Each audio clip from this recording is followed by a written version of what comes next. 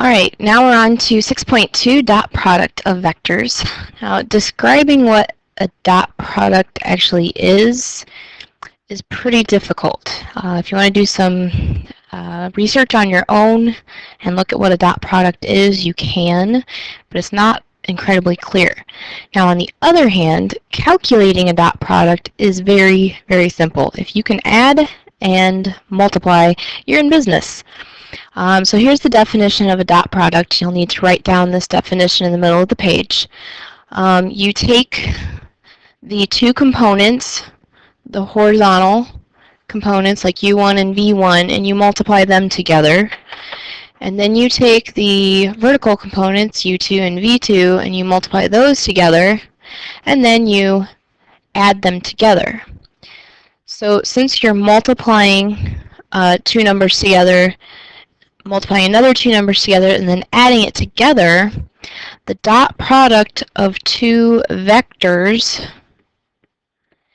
is not a vector,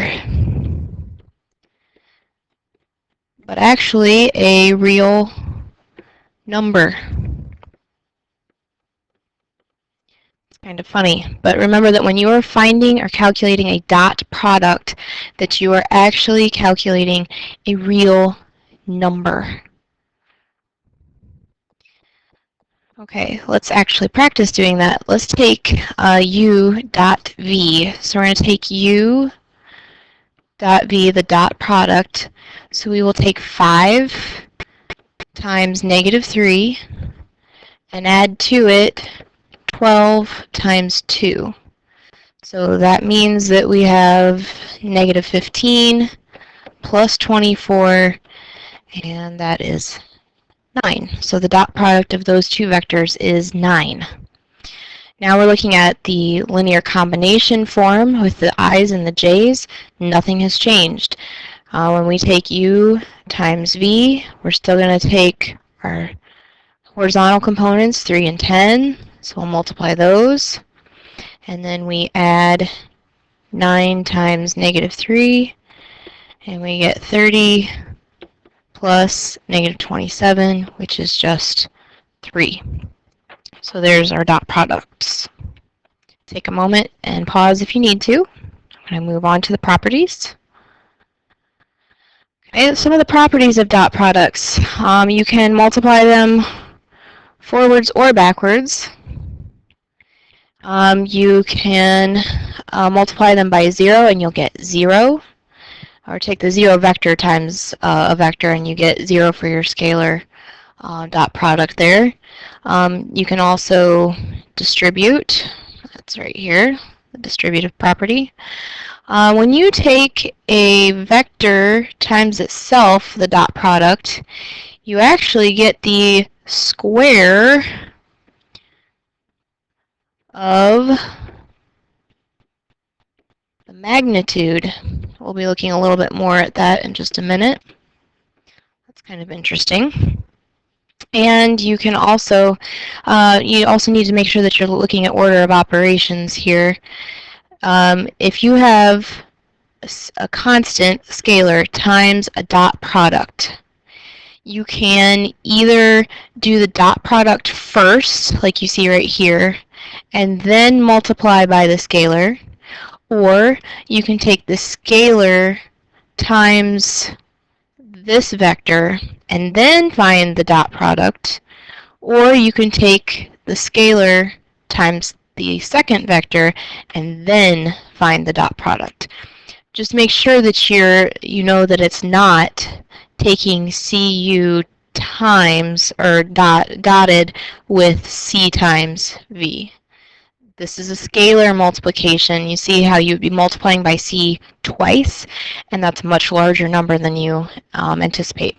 Just do kind of order of operations here. I would recommend that you do the dot product first, which is this case. Do the dot product, and then multiply by your scalar. Easier to remember. Okay, so let's do some arithmetic, so to speak, with some dot products here. And again, I'm going to do this dot product first, like we were just discussing. So I will be taking the dot product of w and u. Now be careful which ones you're using. if dot product of W and U is to take 1 times 2 plus -4 times 2. And I'm using these guys right here. So there's the dot product. And then if I take it times the vector v, now remember this is a scalar. The dot product is a scalar, and then this is going to be the vector v. So when I take a scalar times a vector, I'm going to get a vector. Let's look at the details on this. Move this down a little bit. And this means I'm going to have, let's see, 3 plus -8. So, sorry, 2. Wow. 2 plus -8, and that's -6 times the vector -3, 4. And this is basically where I'm just kind of distributing. So I will have 18, -24. So when I take a dot product times a vector, I end up with a vector. All right, let's take a look at this second one down here. This is one of those cases where we have c times a vector and then the dot product. So since there are not parentheses around these two vectors listed right here, I'm going to do the scalar multiplication first. So I'm going to take 4 times u, and u is 2, 2, and then I dot that with the vector -3, 4. Okay, so do the scalar multiplication first. So I'm going to have 8, 8. Now I get to perform the dot product.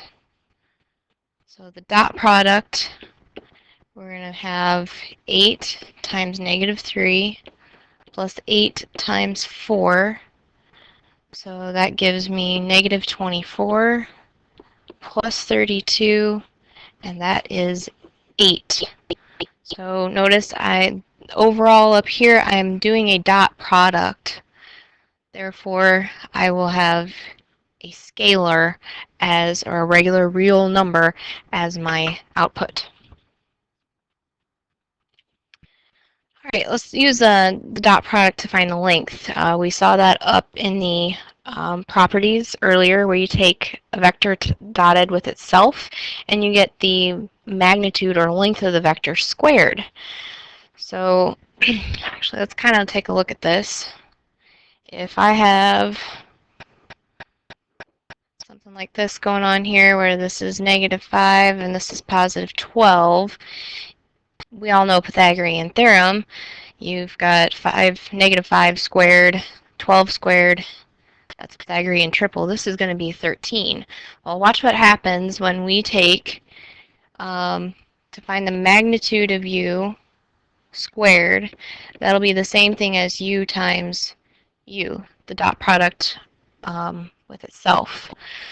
So this is going to be u times u. So I'm going to take -5 times itself, and then I take 12 times itself. Well, these are just squares. So this is the magnitude squared is 25 plus 144, which is 169. So what I have then, if the magnitude squared is 169, then the magnitude of u is the square root of 169, which is just 13. Therefore, when you take the dot product of vector times itself, you get the square of the magnitude or the length. So just take the square root and you've got your magnitude. Okay, let's do the same thing with this next one. 16i minus 10j. So we will do this. The magnitude squared is, I'm going to end up taking 16 times 16, or 16 squared, plus -10 squared. See how that looks just like Pythagorean theorem? And then I will have my magnitude squared is 256 plus 100. So that's 356. So that means that my plain old magnitude, taking the square root now, is the square root of 365. And if we take a minute to break down 365 and put this in its simplest radical form, you can pause and do that if you need to. We will get 2 times the square root of 89, and that's how long that vector is.